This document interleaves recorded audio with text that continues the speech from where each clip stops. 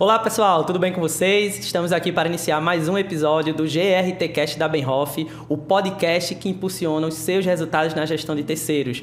Eu sou o Almi Rocha e tenho aqui ao meu lado, na condução desse episódio, o Bruno Santos, que é meu amigo e sócio. Bruno, dá um oi aí, pessoal. Oi, gente. É um prazer estar com vocês aqui em mais um episódio. Espero que vocês estejam curtindo aí o nosso GRTcast e vem que aqui vai ter muito conteúdo bom. Boa, com certeza, Bruno. Hoje a gente vai bater um papo super especial falando sobre gestão de riscos na terceirização no segmento de transporte ferroviário, né? E a gente vai falar hoje aqui do case da Alstom. E para falar com a gente sobre esse case, a gente tem aqui a Carol e o Paulo, né? Vão conversar com a gente. Gente, muito obrigado por ter topado esse papo. Sejam muito bem-vindos, né? A gente acredita que esse momento ele serve justamente para inspirar pessoas, trazer um pouquinho para as pessoas do que está acontecendo nas empresas em relação à gestão de terceiros. Então é isso, a gente vai conversar aqui bastante e fiquem à vontade para se apresentar um pouquinho mais, inclusive contextualizar, né, para o pessoal o que é que a Alstom faz, né, como é que atua. Então, gente, fiquem à vontade, tá? Muito obrigado mais uma vez. Oi, pessoal, bom dia. Eu sou a Carolina Pires, trabalho no RH da Alstom, junto com o time do jurídico, uma das responsáveis pelo contencioso trabalhista, e durante algum tempo com o Paulo a gente trabalhou na gestão de terceiros, trouxemos a Benhoff por conta da nossa experiência e vamos falar um pouquinho hoje de como a gestão de terceiros então impacta no nosso negócio, no nosso dia a dia. Eu com a visão do nosso contencioso trabalhista, o Paulo com o sofrimento diário dele. E é isso. Obrigada pela oportunidade. Obrigada, Bruno, também. Benhoff, o time todo que ajuda a gente a construir essa história. Ah, legal, Carol. Muito massa. Paulo, fica à vontade. Não é masoquismo, é um sofrimento gostoso, que a gente gosta de fazer, mas eu sou o Paulo, sou advogado na Alstom, atuo na área do direito societário, e só que voltado para a América Latina.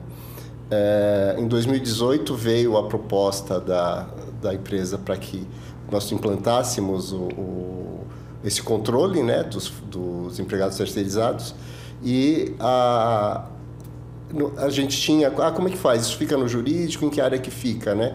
E aí o diretor, na época, me perguntou, aceita o desafio? Eu falei, aceito, eu gosto de desafios, né? E aí comecei a trabalhar com a Carol. Depois, hoje, nós trouxemos mais uma pessoa, que é a Alessandra, que batalha bem também pela causa. E foi assim, nós começamos na dor, mas dá muito prazer em concluir esse trabalho. Boa, Paulo. E já pegando o gancho, né? Contextualiza um pouquinho, né? Para quem está nos ouvindo, quem está nos assistindo, o que é a Alstom, né? Qual a dimensão do trabalho que a Alstom executa aqui no país, né? Onde tem suas operações. E a gente já faz um link de qual era o contexto, né? Da empresa para vir a decisão aí sobre investir em gestão de terceiros. Tá. A Alstom é uma empresa francesa, né? Ela foi fundada em 1928. E esse ano nós estamos comemorando no Brasil 70 anos, Legal. Então está sendo um ano de festa para a gente. Então vamos ter muitos eventos, assim, tá um clima bem gostoso na empresa. Bacana, cara. E a Alstom atua no setor de transporte ferroviário, efetivamente na fabricação de trens, desenvolvimento de sistemas, né, dos controles, a sinalização dos trens. A Alstom atua nesse ramo. E nesses 70 anos, a Alstom produziu muito para criar para conseguir fazer com que a mobilidade no Brasil fosse uma coisa que fluísse melhor, né? Se hoje nós tivéssemos uma cidade desse tamanho, falando só de São Paulo, né? Uhum. Uma cidade desse tamanho, sem toda essa infraestrutura de trens, metrô e o... VLT? Não. Aqui em São Paulo, o monotrilho, né, que vai até a Zona Leste, lá na ponta, no final, né? E aí a gente consegue transportar muita gente, um transporte de qualidade, com mais conforto, mais rapidez. E então isso pra gente um orgulho saber que participamos disso, né? É verdade, não dá para ficar sem trem em São Paulo de jeito nenhum. Não, mobilidade urbana hoje é indispensável e a Alstom, como o Paulo falou, né? todos os modais de transporte ferroviário, hoje a Alstom fornece de maneira muito sustentável, que é o que a gente vem tentando fazer, né? Hoje a gente tem projetos, ainda não chegaram no Brasil, mas vão chegar, de trens movidos a hidrogênio, enfim. A mobilidade de forma sustentável é o que a gente tenta trazer para os nossos passageiros, né? Para todos os lugares onde a Alstom atua. São 75 países hoje onde a Alstom tem atuação no setor de transporte, então é muita coisa. É muita gente trabalhando de ponta a ponta em projetos que a gente tem não só da fabricação do trem, mas entregue com toda a infraestrutura de sistemas também, o projeto completo. Então, é bastante desafiador para tudo isso. Mas é uma família muito unida e que sente muito orgulho daquilo que faz. Assim, muito prazer em fazer o que fazemos e saber que trazemos toda essa tecnologia para o desenvolvimento do país. Nossa, isso é fundamental, né? Uma empresa com uma magnitude dessa, com o tamanho do impacto social, a gente imagina também assim, o quanto não deve ter de pessoas terceirizadas também envolvidas, né? Em entregar tudo isso, em fazer parte de tudo isso e, consequentemente, a terceirização também traz seus desafios, né? E o que é que vocês podem trazer para a gente um pouquinho do contexto, né, que é de terceirização envolvido aí nas operações da Alstom e que já puxa ali a questão da necessidade da gestão de terceiros, né? Quais são as complexidades envolvidas aí na gestão dessas operações com terceirizados? O Paulo já antecipou que buscou em cima da dor, né, Paulo? Foi. Tinha algumas dores ali. Exato. Então, conta mais essa história aí. Nós não tínhamos um controle muito efetivo, na verdade, né? Ficou sempre uma bola dividida, que área que ia cuidar dessa gestão, e efetivamente ela não era feita, né? Nós tínhamos um fornecedor que foi contratado para fazer isso para a gente, mas não fez, e aí quando nós levamos um susto, né, Carol, muito grande, que colocando em risco até a vida de empregados da Alstom, aí que nós vimos a necessidade de realmente fazer um controle mais efetivo, procurar uma empresa que pudesse nos auxiliar nisso, porque nós não conseguimos colocar uma equipe tão grande para poder receber, analisar essa documentação, controlar, saber se ela está correta ou não está correta. Então, não tínhamos condições de fazer isso internamente. E aí que a gente acabou... A Benhoff já trabalhava para a gente com a questão de cálculos trabalhistas, né? Cálculos judiciais, isso. E aí vocês trouxeram a proposta, nós gostamos, porque inclusive a tecnologia envolvida, né? A ferramenta que vocês oferecem para a gente, acho que foi o que mais chamou a nossa atenção, né? Brilha os olhos. Legal. A menina dos olhos. E inclusive, essa questão da gestão do terceiro, para a gente, começou muito forte depois da lei da terceirização. Legal. Né? A gente não tinha realmente um costume de usar funcionários terceiros, até por conta da questão da atividade fim, né? Que havia, exatamente. Né? Não era pacificado. Exatamente. Então a gente tinha, a gente usava esses terceiros para algum tipo de serviço e aprendemos que não era só qualquer tipo de serviço e que vai de qualquer maneira, e tivemos uma dor muito grande. E aí, em 2018, quando veio então a Benhoff para nos ajudar com isso, depois de tudo que a gente tinha passado, e um novo momento que a gente que a gente sabia que ia chegar, né, de construção de uma nova fábrica, um projeto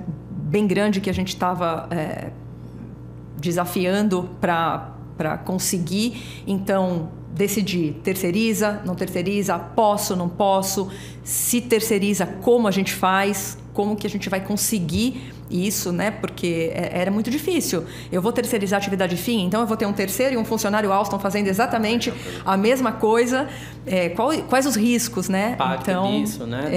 Era muito difícil. Salários diferentes, né? Verdade. Como a gente vai fazer isso? Exatamente. Benefício, toda essa questão de como gerir essa mão de obra, o meu supervisor fala com esse terceiro, não fala, como é que pode?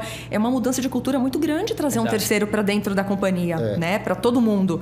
Então, quando a gente assumiu que sim, a gente vai ter uma gestão responsável de terceiros, a gente buscou e conseguiu ajuda da Benhoft, depois de uma dor também, enfim, conseguir estruturar melhor a área. Legal, né? Isso é importante. Está explicada, né? E falando nesse esse contexto, né, de transporte ferroviário, o que vocês acham que tem de especificidade no trabalho que vocês fazem em relação à terceirização? Que desafios particulares, específicos, vocês acreditam que vocês encontram ali na gestão dos terceiros, né? Eu acho que é a especialização necessária. Eu não consigo pegar uma pessoa de uma montadora de veículos e trazer para dentro da minha fábrica e falar esse funcionário está perfeitamente adaptado para fazer a desenvolver a nossa atividade. Não, ele vai ter que ser treinado, ele vai ter que aprender e ele vai ter que aprender a cultura da empresa e tudo aquilo que é necessário para ele desenvolver bem o trabalho dele. Isso causa algum tipo de certa forma, assim, poxa, só aqueles mesmos fornecedores conseguem me atender ou vocês não têm problema com isso? Temos, muito. Imaginei, né? Dado esse contexto assim de uma mão de obra bem especializada, né? E o que traz uma necessidade de um acompanhamento muito mais próximo. E a dificuldade dessa questão do ramo ferroviário, a gente está muito no cliente, né? Então, assim, a gente tem bastante dificuldade de conseguir fazer a gestão do nosso próprio funcionário fora da minha fábrica, fora do meu escritório. De um terceiro, então, é muito complicado. Mais desafiador. É muito desafiador, porque eu não tenho uma catraca, eu não tenho... muitas vezes, como ter a certeza que aquele terceiro estava ali dentro prestando um serviço na minha obra e não... né? A gente chegou já a receber processos, por exemplo, de terceiros que estavam dentro do metrô, mas trabalhando para outro cliente, não para a Alstom. Mas escuta falar Alstom, então... tinha a Alstom também. Ou escuta falar metrô, automaticamente já se pensa nisso. E a gestão de terceiro... com as ferramentas, como o Paulo comentou, né? A questão do QR Code, hoje a gente tem a certeza que todo funcionário está dentro das nossas obras, com toda a documentação e prestando serviço exatamente naquele período para a gente, para a Alstom. Então, o desafio dessa questão ferroviária de fazer essa gestão é por conta disso. Você está no cliente em lugares muito difícil de controlar o acesso, de saber se aquela pessoa está lá. Às vezes até remoto, né? Às vezes até remoto. Então, é muito desafiador. A gente tem projetos, por exemplo, que vão, como eu comentei, da Vale, né? A gente que passa o interior do Maranhão inteiro. Então, assim, como saber, como ter certeza que aquele terceiro, ou até mesmo um funcionário Alstom, que ele está lá, que ele está seguro, que ele tem a documentação analisada e validada para poder estar lá, conforme, né? Exatamente. Viva a tecnologia, né? E mais do que isso, Viva a tecnologia. Eu acho que mais do que isso, pelo menos nós dois, e a gente sente isso na empresa, nós somos muito humanos. Então, nós gostamos de pessoas, de cuidar de pessoas. E aí, para a gente, é muito importante que aquela pessoa tenha todos os seus direitos garantidos, porque não é só a proteção da empresa. A proteção da empresa, claro, é o princípio que norteia isso, né?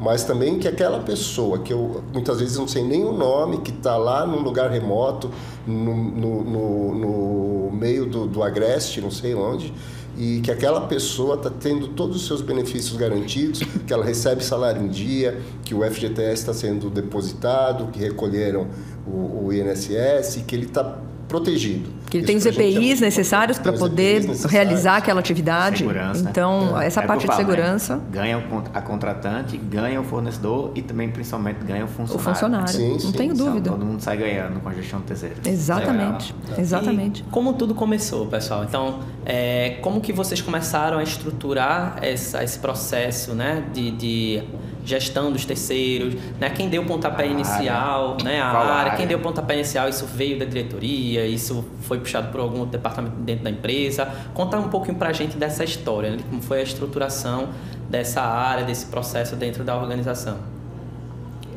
Isso estava dentro de HS lá no passado, né? Na verdade, passou EHS, passou por compras, passou pelo financeiro, até que ninguém conseguiu. Na verdade, porque eu acho que assim... Era resultado, eu acho. Como a gente começou com dor, né? É difícil, exatamente por isso. Só se falava em problema, em processo, em gasto, né? Então é mais complicado quando você leva um projeto, quando você diz o que você precisa para mais um gasto. Então eles viam isso, a empresa acabou vendo isso. Mais um gasto, eu vou ter que pagar mais. E quem é que vai pagar? Então assim, começou da dor, por conta do contencioso trabalhista, né? Quando de repente a gente acordou com 299 processos, onde no máximo a gente imaginava ter 112, que era o que o fornecedor falava para a gente que tinha, de terceiros trabalhando na nossa obra. Então, e aí o Paulo acorda de manhã com a notícia que os nossos funcionários tinham sido sequestrados. Não, eu estava em aula e me ligaram. E aí eu vi que ligavam insistentemente, eu saí da aula e fui atender o que está acontecendo. Nós estamos sequestrados. Como assim sequestrados? E aí falou assim, eles estão armados com facões aqui Revólver, né? Quando você chegou lá tinha revólver. E assim, dizendo que ninguém vai sair enquanto eles não receberem o que é devido. Nossa, poxa. E a gente não sabia. A gente não fazia o acompanhamento desses terceiros. Não sabíamos quantos meses eles não recebiam salário, e os benefícios todos, não sabíamos absolutamente nada. E não sabíamos sequer quem eram aquelas pessoas, quantos eram. A gente já viu vários casos assim de greve, né? O terceirizado vai lá e faz greve e tal. Isso daí é um outro nível, né? Mas é o funcionário super incomodado querendo o quê? O básico. O básico, exatamente. Não é? Querendo o seu direito só. Só então, isso. realmente, é legal. E é importante, né? O que eu sempre falo, né? Você ou procura na dor ou você procura pela consciência. A maioria, de fato, sei lá, vou chutar, 90% dos clientes que chegam pra gente chegam por causa de alguma dor. De dor. Algum fornecedor que faliu, algum acidente que teve, alguma morte que teve, tal. Mas é importante sempre deixar isso bem claro pro pessoal de casa, né? Quanto é importante você gerenciar, independente de ter tido um problema ou não. Ou não, exatamente. Não precisa chegar nesse nível. Sim. Já gerencia logo. E foi o que aconteceu, lógico, depois que a gente já tinha estruturado, já contávamos com a ajuda, né, com a Benhoft fazendo todo as nossas análises, né? O Paulo já tinha, então, estruturado a área. A decisão de terceirizar, então, a nossa atividade fim também, né? Então, lá em Taubaté, nós tivemos... Eu lembro de ter uma conversa dessa com o Bruno. Bruno, vou fazer... Tenho risco. E eu lembro dele falar, risco... Tenho medo, porque, né? Eu falei assim, Carol, vamos embora. Risco tem, mas a gente mitiga, né? E foi. A gente teve... Nós fizemos... A terceirização de 100% do nosso processo lá dentro, né? Então, assim, teve dor, teve problema, lógico, mas teve com funcionário também. O bacana, e isso é muito gratificante, é falar que a gente hoje tem 100% do nosso risco mapeado. Isso é muito legal, fez muita diferença. Então, quando a gente começou o processo de terceirizar as nossas atividades da fábrica lá em Taubaté, a gente sabia exatamente o que a gente precisava fazer, o que a gente precisava analisar, o que a gente precisava estruturar. Fomos andando, claro, aprendendo no meio do caminho. Veio a questão do crachá do QR Code, que foi maravilhoso, o bloqueio de catraca, que, se Deus quiser, entra em algum momento. Mas, enfim, as ferramentas que foram entrando ao longo desse caminho só fortaleceram para a gente poder hoje mostrar, no momento que a gente, então, decidiu desmobilizar essa força de terceiros, a gente tem um resultado muito impressionante. Acho que a gente vai falar mais para frente dos resultados, né? Já antecipando essa questão. Mas já dando um spoiler. Pra gente ver, né? Lá atrás, antes de 2018, vocês foram surpreendidos com muito mais processos do que esperava. Sim. E uma conta, com certeza, milionária lá para cima. Dessa vez, vocês estão realmente muito mais seguros, estão fazendo uma desmobilização que foi grande e não chegou nada parecido com isso, né? E a nossa carteira de processos trabalhistas está reduzida. Reduzida, exatamente. Esse é um dos principais objetivos, né, da gestão de terceiros. É reduzir risco com o processo trabalhista, tanto em volume quanto em valor desembolsado. E a questão do próprio fornecedor, eu acho que eles entenderam... A gente tem ainda muito problema, o Paulo e a Alessandra, né? Eles têm bastante problema ainda de resistência do fornecedor, de entender até dentro da própria empresa, né? Do time, da mudança de cultura. Foi muito difícil. Mas eu acho que a gente conseguiu mostrar minimamente a dor que a gente passou com um valor estratosférico, né? De processo trabalhista, hoje o que a gente tem de vantagem. Legal. Porque isso é vantagem. Não é mais nada que sua obrigação? Ok, mas é uma obrigação. Sabe o básico bem feito? Sim. Ninguém inventou a roda, né? Aquilo tá ali, mas é o básico que é bem feito. Então, embora a gente tenha, assim, não zerou o contencioso, diminuiu bastante, mas a gente tem hoje ferramentas muito mais robustas para conseguir... se defender desses processos. Legal. E isso é maravilhoso, né? Entrando um pouquinho, gente, no como, né? Como que chegou até esse ponto? Então, o que é que vocês podem falar sobre como está estruturada hoje, de fato, a área? Então, está vinculada aqui departamento? Qual é a estrutura, assim, até de time que vocês têm? Como é que são os reportes disso? Então... vocês podem trazer. Estrutura de time, fiquem preparados, vai ter bastante emoção. Agora, para o Paulo falar disso. Vai lá, Paulo, fica à vontade aí. Eu sou o responsável pelo GRT na Alstom, né? Eu trabalho no jurídico e eu tenho uma equipe de uma pessoa que não é subordinada a mim, né? É uma colega que eu perguntei, Ale, você quer vir, quer enfrentar isso aqui comigo e tal? E aí ela super topou. E eu, é claro que não sou bobo, né? Eu já conheço a Alessandra há alguns anos e sabia que quando ela pega alguma coisa para fazer, ela faz como se fosse da família dela, né? Como se ela estivesse cuidando de uma coisa pessoal. Então, não que ela assuma isso e que destrua a vida dela. Não, mas é porque ela compra a causa. É comprometimento, né? Sabe assim? Então, e aí somos só nós dois. Eu sempre desejei que a gente transformasse isso numa área. Agora, recentemente, 6 meses, mais ou menos, eu consegui contratar o recurso dedicado, que também está trabalhando, né, focado. A Duda é muito experiente e muito comprometida, né? Então, ela faz o negócio acontecer, ela liga para o fornecedor, agora ela está incluindo o gestor, que eu falei para ela, põe o gestor, vamos fazer o gestor participar das reuniões com o fornecedor. Muito embora hoje a gente estejamos numa situação um pouco mais confortável, eu acho que isso não pode cessar. O gestor ele tem que saber que ele é o responsável por aquele fornecedor que ele contratou. Mesmo sendo, como eu sempre digo, né, aquela virgem da Groenlândia que só tem aquela. Né? A gente tem que saber que esse cara também, que só tem ele, que só ele faz aquilo, que ele tem que fazer direito, que ele tem que cumprir todas as obrigações dele, porque é a lei. Só por isso. Como é que vocês trabalham essa comunicação interna, Paulo? Exatamente para engajar mais o gestor e se envolver com vocês. Como é que vocês trabalham nisso no dia a dia? Mensalmente, a Alessandra prepara um relatório que mostra a foto do momento, né? Só que tem uma planilha que a pessoa pode abrir, procurar lá os fornecedores dela, abrir e ver a situação de cada um no detalhe, né? Então, os treinamentos também, né? Isso tem sido muito importante, porque isso é copiado, isso é enviado para a diretoria e os gestores são copiados. Quando passamos a fazer isso, gerou uma preocupação maior. Tipo, a pessoa fala, peraí, meu chefe tá vendo isso aqui, então eu tenho que cuidar melhor. E os treinamentos, né? Nós damos treinamentos internos com uma certa regularidade para que os gestores conheçam qual que é o trabalho da Benhoff, a importância do trabalho, o que a lei diz sobre esse tema e o que pode acontecer se nós não fizermos, né? Legal.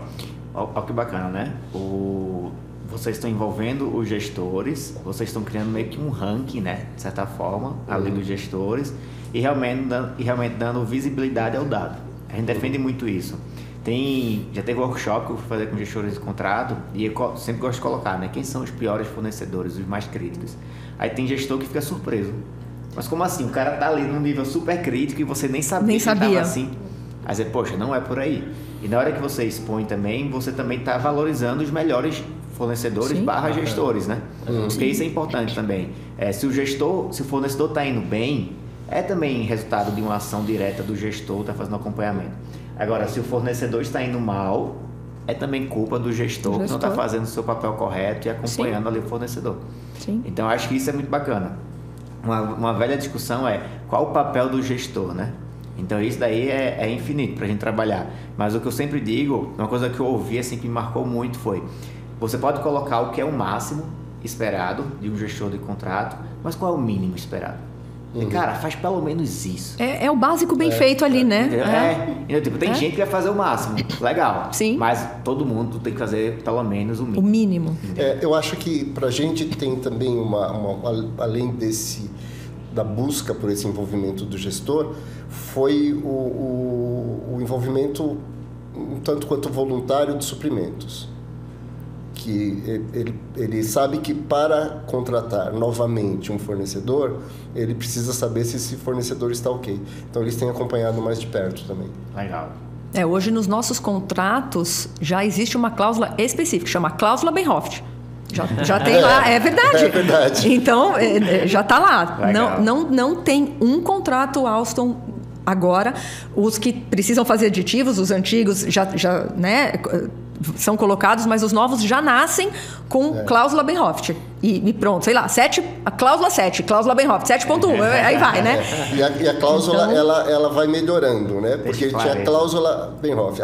Então põe aí quais são os documentos. Aí pusemos os documentos. É só isso? Não, essa lista de documentos não é exaustiva. Ela é viva, exatamente. E é fundamental isso, a legislação muda, né? Então, a exatamente. vai mudar. E tem várias coisas também que podem ser incluídas, né? A questão da minuta, né? A questão de bloqueio de pagamento. Essa é a cláusula 7.7 que a gente está chegando. É a próxima, sabe? Estamos ali, quase lá, Bruno. Quase lá. Tem previsão contratual, entendeu? Sim. A necessidade dele entregar documentação, a necessidade dele também sinalizar se houver mudança do ponto focal. Então tem muita coisa para ser considerada em minuta. Exatamente. E é legal exatamente isso, deixar essa clareza ao fornecedor. Não dá para depois dizer, eu não sabia, não estava ciente. Não, você tá. Não, e você sabe que o meu sonho era, uma vez a gente participando de uma mesa lá no escritório da Paulista, o case da Congas. Eu nunca esqueço ele contando que o dia que o fornecedor falou para ele, obrigada por isso, e ele zerou, ele então quando foi buscar a documentação ele ganhou o processo. Aquilo me marcou tanto, e eu fiquei pensando nisso. Eu falei, meu Deus, será que um dia algum fornecedor, alguém vai entender e falar, nossa, que bom que tem isso, porque isso me ajuda, né? Não chegou assim ainda, de que bom, obrigada. Ainda não teve já, Paulo, alguém falando obrigada por existir para vocês? De ter isso, não? Eu acho que a Logs, ela tanto a Logs como a Zentec, não falou com essas palavras, mas a gente percebe que até o fato deles estarem fazendo tudo certinho... Que eles enxergam o valor, que eles enxergam, A gente tem vários casos também, tá? Aquele é emblemático, né? Aquele é... Depois de 20 anos de empresa, pela primeira vez, a gente tá tendo 0 de desimposto em processo trabalhista. Maravilhoso. E realmente é marcante demais, né? Sim, tá acostumado a... Chegou um processo, vou desembolsar algum valor. Chegou um processo, vou desembolsar algum valor. Exatamente. Mas depois da gestão terceira, ela viu, não, agora eu tenho um dado, agora eu tenho informação, eu vou evidenciar que foi pago corretamente. Sim, e ganhou, excelente. Né? E realmente, a gente quer colecionar cada vez mais esses depoimentos. Mas existe uma resistência do fornecedor inicial, mas quando cai a ficha dele, que ele percebe, poxa, eu estou ganhando muito com isso. Sim, essa consultoria a consultoria que a Benhoft te dá, do documento, às vezes está errado, mas por quê?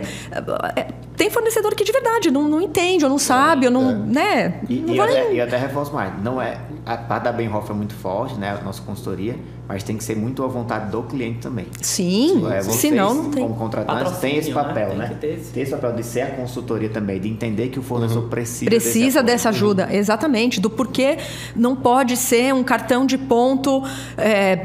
de uma planilha de Excel, aquele cartão que é, né, já nitidamente pré-assinalado ou nitidamente que foi escrito e assinado no último dia do fechamento para entregar, porque está com aquele horário, com a mesma letra, com a mesma caneta, com a mesma... Então, assim, são avanços que a gente percebe que o fornecedor tem entendendo isso por conta da consultoria, né? Deles poderem explicar e ensinar, olha, mas agora não funciona mais, por conta disso não dá mais, a portaria tal não dá mais, porque também não é só uma consultoria, faz, porque é assim. Explica, tem todo um porquê, então isso é muito bacana, sabe? Eu me lembro de uma guia que ela foi recusada porque não podia identificar se ela era legítima. E aí o fornecedor me ligou, pediu reunião, falou um absurdo, você está achando que eu estou falsificando uma guia de pagamento, de recolhimento, não sei se era de imposto, o que era. Eu falei, olha, eu não estou achando absolutamente nada, eu só estou dizendo que o técnico da Benhoff analisou e falou que não conseguiu comprovar. Então você precisa pedir para o banco te mandar. O banco não vai me mandar. Não, ele tem que te mandar.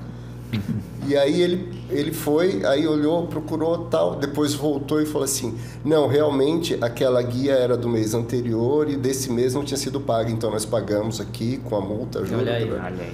Então foi uma ajuda para ele, ele não sabia disso, ele podia sofrer um auto de infração lá na frente.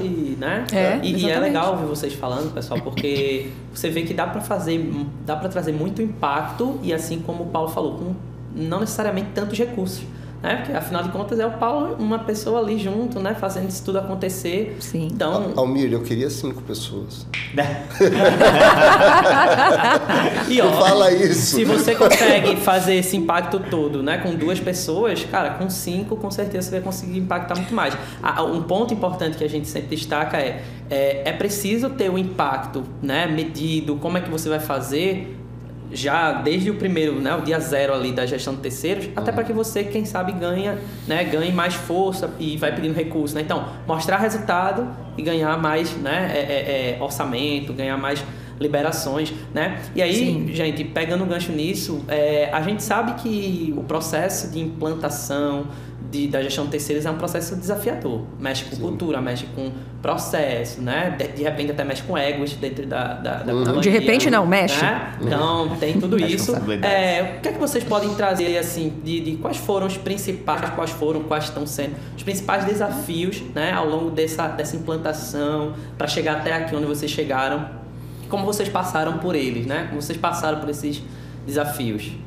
Eu acho que assim, a mudança de cultura que foi muito penosa, mesmo de verdade, né? Os gestores eles não conseguiam comprar a causa e entender a importância disso, porque fala, eu tenho meu projeto, eu tenho meu prazo, eu posso ser multado pelo cliente se eu não cumprir o prazo, ou eu posso gastar mais dinheiro se eu não fizer, então eu tenho que fazer e o colaborador tem que estar aqui, independente da situação, ele vai entrar. E aí nós tínhamos uma coisa muito ruim, que era a derroga. Então, não pode entrar. Por exemplo, no caso da documentação de segurança do trabalho. Não tem a documentação, não pode entrar. E aí vinha o nosso IHS e falava assim, nossa, mas a gente está sentindo que a necessidade, né, o projeto está andando, nós tivemos um período de produção muito grande, né?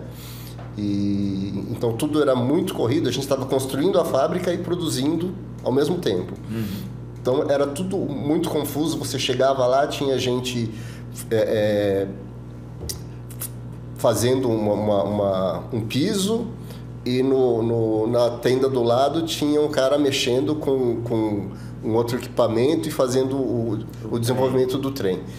E aí isso aqui teria que ficar pronto para a próxima fase do trem chegar ali. E aí, então esse cara aqui não vai parar. Eu falei assim, mas ele não tem absolutamente nada. Tinha uma confusão. de fornecedor que usava o colaborador do outro. Caramba. E aí você conversava com a pessoa, tá, mas ele estava com a uniforme em qual empresa? Ele estava com o uniforme de uma empresa, mas aí eu pedia para ver o QR Code dele e ele era de outra empresa. Mas como assim? O que é isso? Ah, não, porque eu vim emprestado para cá. Como assim emprestado? O que é isso, né? E aí o gestor falava, não, ele tá porque eu precisava dele, eu pedi, alocaram ele para cá. Eles fizeram lá um contrato qualquer entre eles, de boca talvez até, não sei, porque na construção civil o negócio é mais complicado ainda. E aí a gente tinha essa dificuldade. Quando o EHS comprou a causa e falou assim, não, se não tiver a documentação validada pela Benhoff e o QR Code emitido, não entra. Barra na portaria.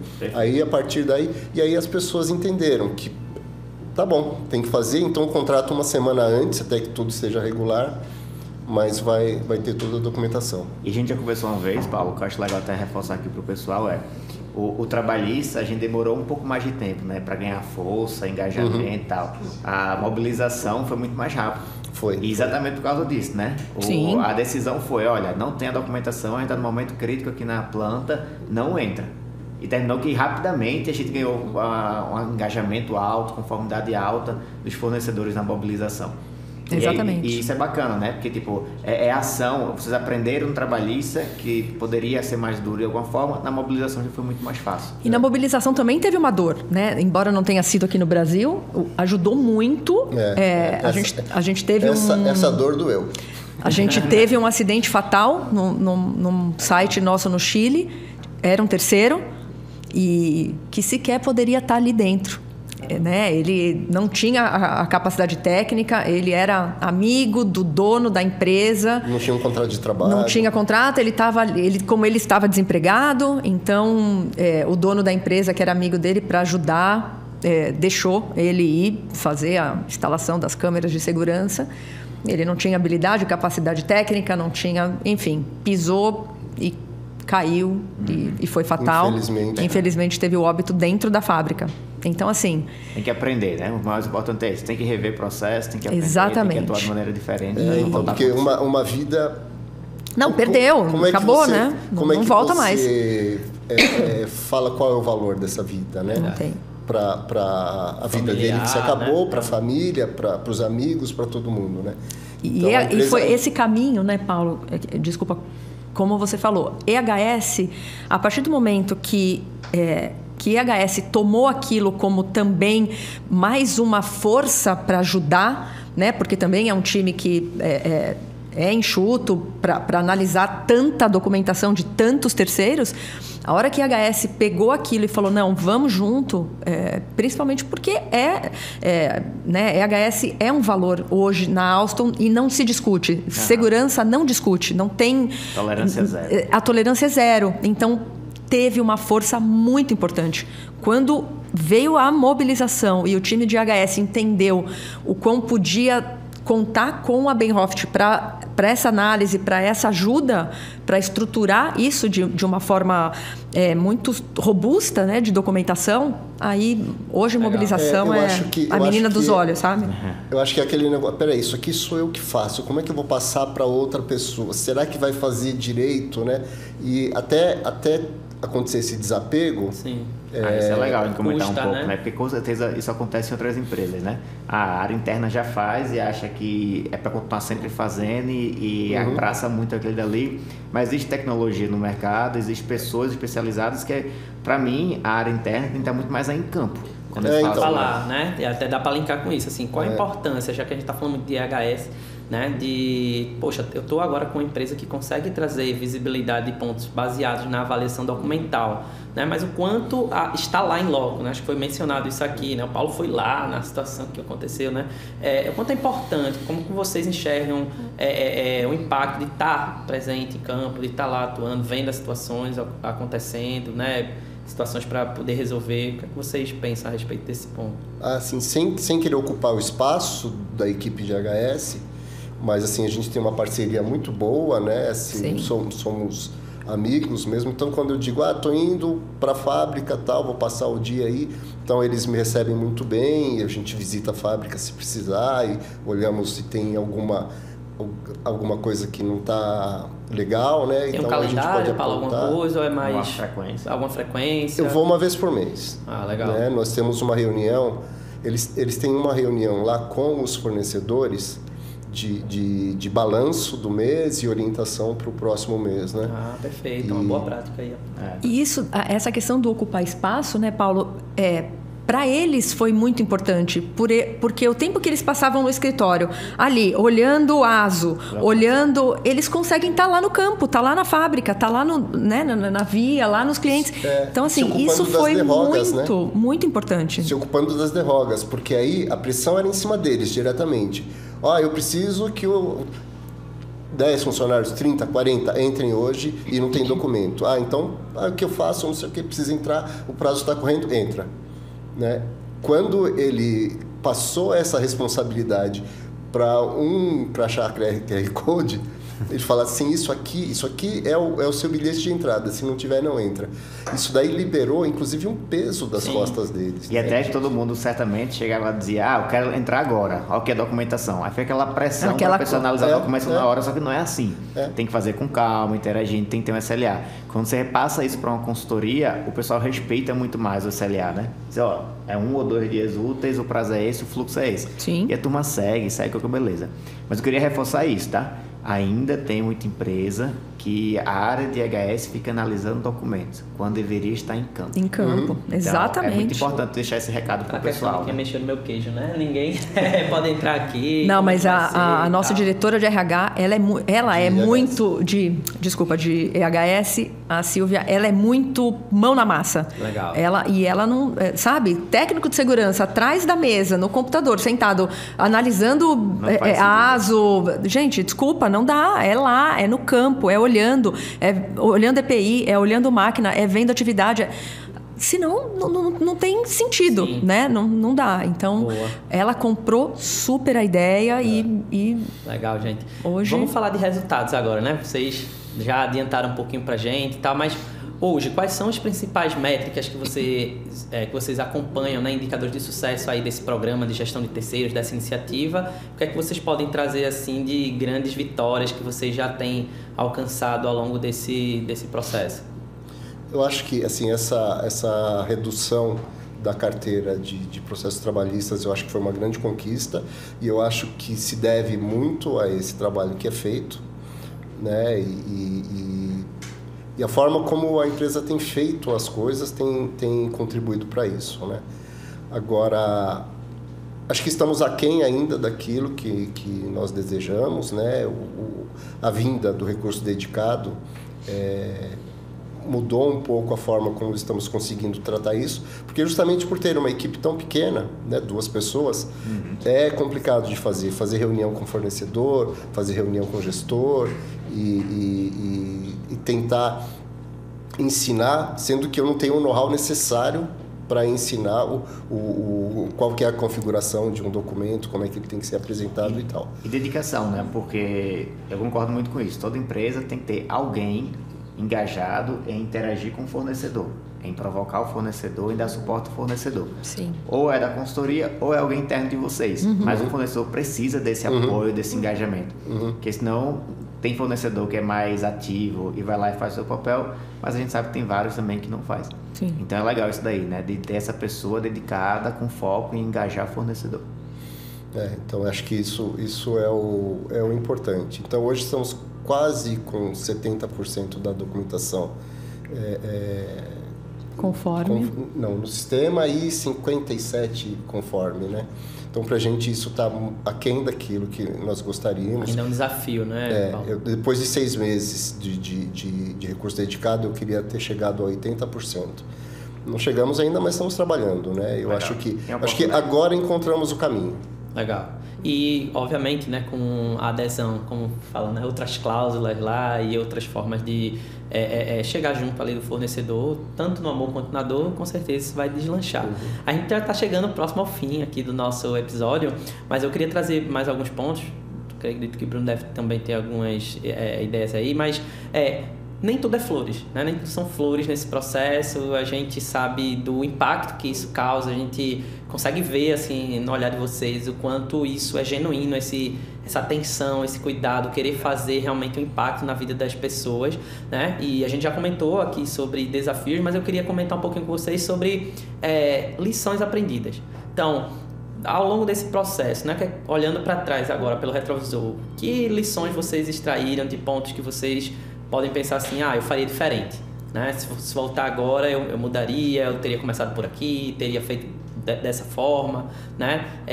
Ou, olha, não, teria feito exatamente isso dessa mesma forma, porque deu muito certo. Que vocês podem trazer até para que quem está nos ouvindo, nos assistindo, possa também, né, aprender. A gente fala muito que é sempre mais barato aprender com os erros dos outros, né, ou com as experiências dos outros. Então, o que é que vocês podem trazer nesse sentido? Até pegando um gancho, né, ainda na ideia da GRT Smart, uma das etapas da pré-implantação. Ou seja, antes de você implantar, você começa a entender o mercado, faz bench e tal.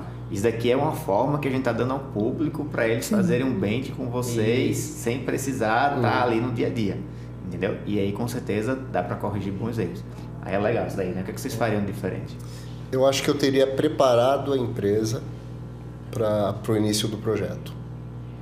Eu teria feito mais apresentações, comunicação e ter dito, olha, isso aqui vai mudar em tal data. E a partir dessa data, esse é o procedimento, não tem outro procedimento diferente.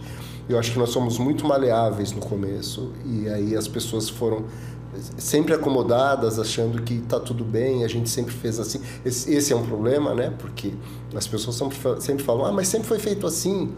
Então, e aí tinha que ter tido uma data de corte. A partir dessa data, mudou. Não se faz mais como no passado. Tem que fazer. É como a implantação de qualquer sistema. Eu estou implantando o SAP na empresa, certo? Certo. Até hoje, eu faço tudo no papel, na calculadora. E a partir de tal data, entra o SAP. Acabou, não tem mais papel. Eu acho que esse foi um erro. Eu poderia ter feito diferente. Legal. Boa dica aí. Importantíssima. Eu acho que se a gente tivesse começado pela mobilização, teria sido o caminho teria sido um pouco mais fácil, mais suave. Porque, exatamente por isso. Porque quando a gente fala de segurança, é inegociável. Não tem o que falar, né? Então, assim, você não tem a possibilidade de não colocar um ASO, uma NR específica para aquela atividade. Agora, se ele puder não colocar naquele mês a folha de ponto, ele vai deixar. E tá tudo bem, né? Então, assim, eu acho que se a gente tivesse... E aí eu falando da minha visão RH ali, pessoas, né? Se a gente tivesse começado o processo pela mobilização, talvez tivesse sido mais fácil chegar depois no mensal, a gente chegar no trabalhista de uma forma mais tranquila e mais... Com a nossa gestão mais consciente, né? Com o fornecedor já treinado para saber que ele precisa fazer. Sim, embora sejam plataformas diferentes, né? A gente tem... a gente ainda não migrou, a gente ainda trabalha com a BackSAP, mas o conceito é o mesmo. É a entrega da documentação para que seja analisada, para que esteja tudo conforme e a gente ter a certeza que aquele funcionário está trabalhando de forma segura e tendo também no final do dia todos os seus direitos ali respeitados, enfim, é importante. Então, eu acho que se a gente tivesse começado pela mobilização, talvez fosse até mais fácil de vender, tivesse um pouco, exatamente, teria sido mais fácil a gente falar, olha, tá vendo quão importante é, como faz a diferença? Então, porque, no fundo, o contencioso é porque já deu errado, né? Eu brinco, eu vivo de contencioso, eu sou uma das responsáveis pelo contencioso. Então, quanto mais processo, para mim, melhor. Mas se tem um processo, eu errei em algum ponto antes, né? Então, se eu tivesse agido... Se a gente tivesse começado antes ali pela mobilização, eu acho que teria sido mais fácil do projeto deslanchar melhor. Né? Eu acho que já começaria a trabalhar mais a questão da cultura. Da cultura, sim. Então, a cultura do fornecedor de entender que é necessário, exatamente, faz parte do processo, isso seria muito melhor. Eu acho. Mas você falou uma coisa de processo, e eu até queria fazer um destaque aqui, né? Um parêntese. É muito legal quanto vocês se relacionam bem em relação às áreas internas, entendeu? Sim. Nem todo cliente tem esse envolvimento ali do RH/contencioso com a gestão de terceiros. Então isso é muito favorável e é isso que a gente quer defender ao máximo em vários e vários clientes. Porque é muito estranho, né? O contencioso não se envolve com o preventivo. Não faz sentido, não. Entendeu? Não. Porque senão a gente vai só continuar aumentando o volume do processo e isso não vai gerar o resultado que poderia gerar. Exatamente. Então o preventivo precisa estar envolvido nisso. Tem cliente que fala, eu não sei nem quantos processos eu tenho. Caramba, isso é o básico do básico. É o mínimo, né? Porque como é que você sabe o tamanho do teu problema ali e como atingir para você mitigar aquilo? Como faz provisão exatamente. Disso? E aí, assim, quando eu recebo um processo de terceiro, a hora que eu olho a empresa, eu já sei se eu fico tranquila, se eu fico sem dormir, se eu tomo um chá, se eu tomo um café, um Rivotril, o que vai ser. Exatamente por isso, porque eu sei o acompanhamento que é feito daquele terceiro, daquele, né? Então, e atuando, eu acho que é o melhor dos mundos, né? É você ter um preventivo forte que vai deixar com que o teu contencioso seja forte. Né? Porque eu só vou ter sucesso ali na minha defesa, no meu contencioso, se eu fiz um preventivo ali bonitinho. Sim. Porque processo não adianta, a gente vai ter e por uma série de razões e tá tudo bem, a Justiça do Trabalho ela tá aí para isso, né? Agora, eu ter que pagar uma conta que não é minha, ali é complicado, né? E não é minha mais ou menos. Porque eu tenho a obrigação de fazer o acompanhamento exatamente, ali do dia a dia. Eu brinco que o gestor vem e fala assim, vamos contratar, preciso de uma pessoa, não, mas contrata um terceiro que eu não quero ter problema. Opa, então peraí, então você já está errado daí. Não é contrata um terceiro que eu não quero ter problema, meu querido. Você tem, lógico, né? Você não vai fazer a gestão daquele funcionário, do contrato de trabalho daquele funcionário, mas você precisa fazer o acompanhamento daquele funcionário terceiro, de como é que ele está no dia a dia, garantir que ele tem ali, então, minimamente os direitos dele respeitados, né? Então, andando junto, o preventivo com o contencioso... E se tivesse alguém do HS aqui também, qualquer pessoa do HS, o Walter, a Demilson, a Silvia, qualquer um, você ia ver que o entrosamento é igual. É fantástico. Legal. É muito bacana. Isso é legal. É muito, muito bacana. Roda assim, sabe? É perfeito, de verdade. E até acho que me lembrei de uma coisa, né? Muita gente pergunta assim, qual área deve ser a dona da gestão terceira? Acho que essa é a pergunta que a gente mais recebe, né? Bem comum. E eu sempre falo, não tem tanta resposta certa, tal, pode ser essa, tal. Mas acho que o mais importante é isso, é relacionamento. Exatamente. Se estiver numa área que ela se relaciona bem com as outras... Com todas as outras. Vai dar certo. É verdade. Entendeu? Porque ela vai ter apoio, ela vai conseguir engajar as outras áreas, ela vai poder buscar... Não é só aquela área que vai atrás do fornecedor, são outras áreas que vão apoiar também nesse desafio. Exatamente. Então isso é ótimo. Boa. E isso é vivo também, né? E aí começa com a área, né? De repente passa para outra, então é normal. Gente, é excelente. Né? Acho que várias dicas aí, entender um pouquinho mais de como foi toda essa história, né? Alcançar esses marcos aí de sucesso que vocês trouxeram pra gente. A gente chega agora no momento do nosso podcast que a gente convida, né, o entrevistado para trazer alguma dica de livro, de curso, algum material que inspirou vocês, que, né, em algum momento deu um estalozinho assim e compartilhar com a nossa audiência, né? Pode ser dentro da área de gestão de terceiros, pode ser fora. Então, o que é que vocês podem trazer aqui para a nossa audiência em termos de um livro, sabe? Alguma coisa que te inspira, né? Que inspira vocês, tá? Eu peguei essa dica com a Camila e com a Érica. A Camila que deu a dica do livro, eu comecei a ler, eu tô adorando, eu acho muito legal. Olha aí, viu, Camila? Não, gente, sensacional. Eu tô fazendo o projeto com elas lá, com ela e com a Érica, e, gente, é muito legal. E eu baixei no Kindle, então não tenho aqui. Como falar enfim, eu vou trazer direitinho aqui, vou mostrar para vocês. Sério, de verdade, gente, é muito legal. Muito legal. Vale o projeto das duas, da Érica e da Camila. Eu tô fazendo, é muito legal, muito bacana. Gente, de verdade, eu sou suspeita quando eu falo, né, das pessoas que a gente acabou. Deixa eu achar aqui. Você vai ter que achar, porque antes de acabar eu vou o achar. episódio. Não, tá até aqui, ó. Foi minha nora que baixou para mim aqui no Kindle. Conta um pouquinho sobre o que ele fala. Eu não conseguia. Ele aborda. Como conversar com qualquer pessoa. Legal. Então, assim, e aí ele fala exatamente disso. Eu comecei agora, tô bem no comecinho ainda. Ó, ela passou pra gente no começo do ano, mas eu só consegui baixar no Kindle. Inclusive, ontem a minha nora... Carol, dá para fazer pelo Kindle, enfim, e consegui. Então, é isso, né? E eu acho que é verdade, porque existem muitas formas de você dizer a mesma coisa, de como você passa essa mensagem para alguém, né? Então, eu acho que saber trabalhar isso é muito importante. O jeito que você conversa com as pessoas, o jeito que você chega, o jeito que você fala... diz muito sobre você e diz muito sobre o resultado também que você vai conseguir daquilo. Então, eu acho que promete bastante. Corporativo, né? Principalmente nas áreas que a gente lida aqui. Sim. Faz interface com várias pessoas, né? De vários tipos de conhecimento.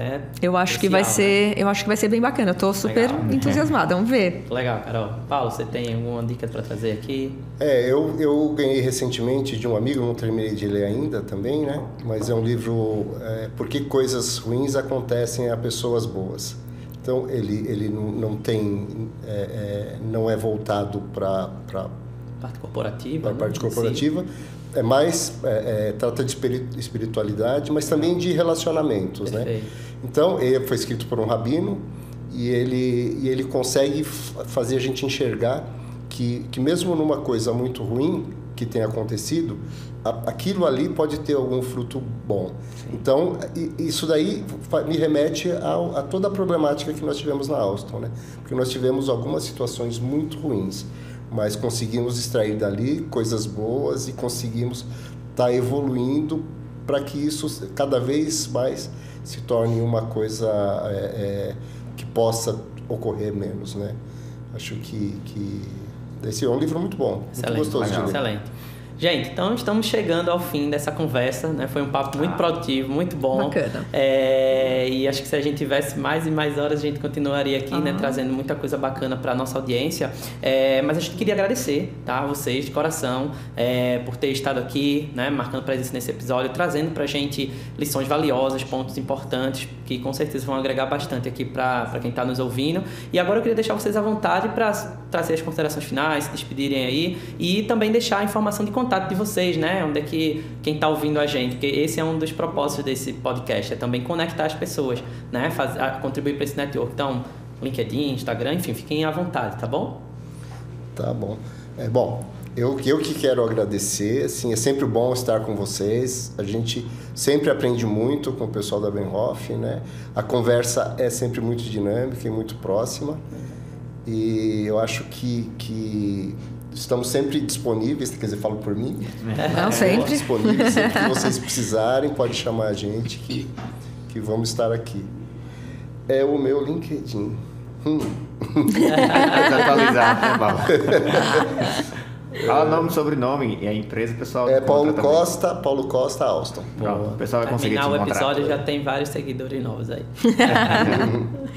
Não, eu também só posso agradecer hoje, assim, de verdade, quem devia estar aqui, porque realmente é quem está ali no dia a dia e faz, junto com o Paulo, é a Alessandra, mas foi muito bacana. Sempre vou estar muito à disposição de vocês. Gosto de falar, acredito nisso. Eu acho que muito mais do que falar, né, de GRT, você acreditar na GRT. Eu ia vir com a minha blusa We Love, eu falei, não vou, porque aí também é demais, né? Aí é demais. E aí eu ganhei a minha o ano passado lá no GRT Experience, então já ansiosa para o próximo. Eu não vim porque eu não ganhei. Mas foi os palestrantes. Eu ganhei. Provocação, hein, Bruno? Foi muito bacana, muito bacana. E é sempre muito, muito legal, né? Todos os espaços, as nossas mesas, né? Acho que aprendo bastante. Então, são muitos anos já da gente trabalhando juntos, né, Bruno? Acho que desde 18 e um pouquinho antes já com o pessoal dos cálculos, que também, nossa, nos atendem assim. O Almir, às vezes eu acho que ele tem vontade de deletar meus e-mails, mas ele sempre responde super. Paulo, né? Não, mas a gente trata direto com o Almir, né? Lá. Sim, então, Então, é muito legal, muito bacana mesmo. Essa parceria é ótima. E fico à disposição no LinkedIn, também é Carolina Pires Alston, mas é Carolina-Pires 080278. Mas Carolina Pires Alston acha também. No meu Instagram é cpires10. E fiquem super à vontade. Quem sabe na próxima a Alessandra venha, né? Eu acho que justíssimo, inclusive. Aí, viu, Ale? Tem compromisso com a gente. Eu quero agradecer também, tá? É um prazer ter vocês aqui como clientes. Eu, particularmente, me envolvo com vocês dois desde o comecinho lá atrás, da implantação. Sim. E é muito legal, né? Todo ano, sempre presente nas mesas redondas, sempre querendo aprender mais, sempre querendo gerar mais resultado. E sempre também inquietos, querendo entender o que outras empresas estão fazendo para tentar trazer. Isso é muito legal, tá? Então, obrigado pela parceria, obrigado pelo envolvimento e que a gente continue sempre firme nisso tudo. Obrigado. Obrigado aí. E a você que nos acompanhou até aqui, fica o nosso muito obrigado, né, pela sua audiência. Espero que vocês tenham aproveitado. Se vocês curtiram, gostaram aqui desse episódio, né, compartilha com um amigo, avalia a gente aí nas plataformas, comenta também, é muito importante para a gente ter o feedback, né, vocês trazerem dúvidas, sugestões, isso vai nos ajudar bastante. Para quem quiser se conectar comigo, pode me achar no LinkedIn como Almir Rocha Filho, né, no Instagram também, a mesma coisa, vai ser um prazer ter vocês na minha rede. Vou passar aqui para o Bruno. Bruno, fica à vontade aí de trazer suas considerações, avisos. Show. Aqui Bruno Santos, tá? Quem quiser se conectar comigo, fica à vontade, vai ser um prazer. Se liga, a gente tem essa ação do GRTcast, vai ter muito conteúdo aqui para vocês, muito nessa linha de desenvolver cada vez mais as pessoas e o mercado da gestão de terceiros. Conta com a gente. Até mais. Boa. Então, gente, a gente fecha por aqui esse episódio, né? Foi um prazer ter vocês todos por aqui. Um forte abraço e até a próxima. Tchau, tchau. Tchau.